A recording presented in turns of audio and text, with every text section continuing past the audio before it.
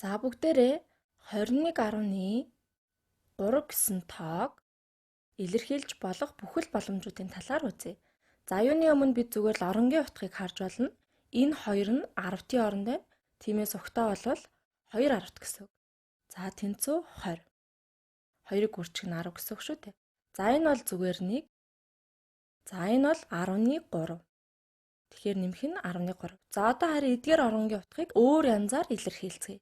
За жишээлх юм бол 1-ийн орноос 1-ийг аваад 10-ийн орнд руу шилжүүлж болно. За тэгвэл бүгдээрээ яахыг харцгаая.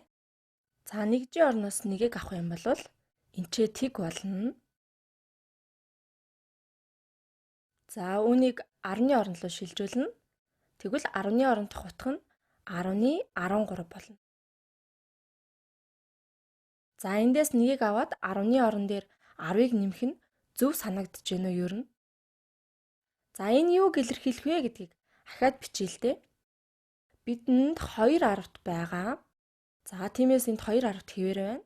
Нэмэх нь тэг нэгж байна. За дараа нь бид нэгжээс авсан тэр нэгийг 10-ны оронгоор илэрхийлж бичих хэрэгтэй. За үүнийг 10-ны оронгоор бичих юм бол 10-10 дээр нэмэх нь 10.3 болно. За тэгээд энэ хоёрын нийлбэр 10.13 болно. За үүнийг бичээдхий. Тэнцүү 20 дээр нэмэх нь тэг нэгж буюу 2 10-т. За энэ дээр нэмэх нь тэг нэгж, нэмэх нь 10.13. За бүгдээрээ энэ тоогоо өөрөөр бас илэрхийлж үзье. Ахаад 21.3 байгаа. За энчээ бичээд. За энэ маань тэнцүү 20 дээр нэмэх нь 1. За ягаанаар бичье. Нэмэх нь 1, нэмэх нь 10.3. За 10.3. За одоо 10-ийн оронгоос 1-ийг зээлье. Тэгвэл энчээ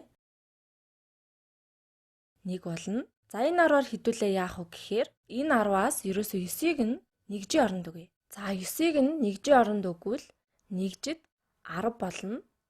За тэгээд нэг үлдэнэ. Энэ нэгийг 10-ны оронд л өгье. Тэгэх юм бол энэ маань 10.13 болно. За сая юу хийж өгье гэх юм бол үүнийг ингэж өчж болно. За юу хийснээ тодруулах юм. Энэ нь за 1 дээр нэмэх нь 9-тэй адилхан. За ер нь ингэ бичье.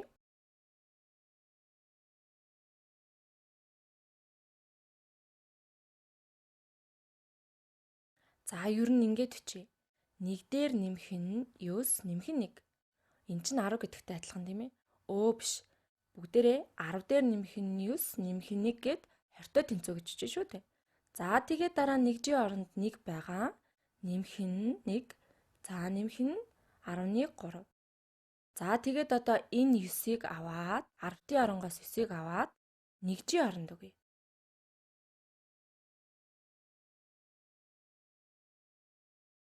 За 10-ийн оронгоос авсан энэ нэгийг 10-ны оронд өгье. Тэгэхээр энэ нэг 10.10-тай адилхан гэсэн үг. За бүгдээрээ ингээд оронгийнхоо утгыг ахин тооцох юм бол энэ тэнцүү 10 дээр нэмэх нь 9, нэмэх нь 1. За тэр чинь 10 шүү дээ. Тэгээд 10-10 дээр нэмэх нь 10.3 буюу 10.13. За энэ ч ийм зүйл хийсэн байх нь оронгийн утгуудыг өөрчилсөн. За 1 10-ыг авсан, өмнө нь 2 10-т байсан. Тэгэхээр одоо зөвхөн 1 10-т үлдсэн. За дараа нь тэр 10-ыг өөр оронд шилжүүлсэн. 9-ийг нь нэгжийн оронд шилжүүлээд 1 дээр нэмэх нь 9 гээд 10 болсон. За дараа нь 1-ийг нь аваад 10-ны оронд шилжүүлсэн. 1 дээр нэмэх нь 10.3 гээд 10.13 болсон.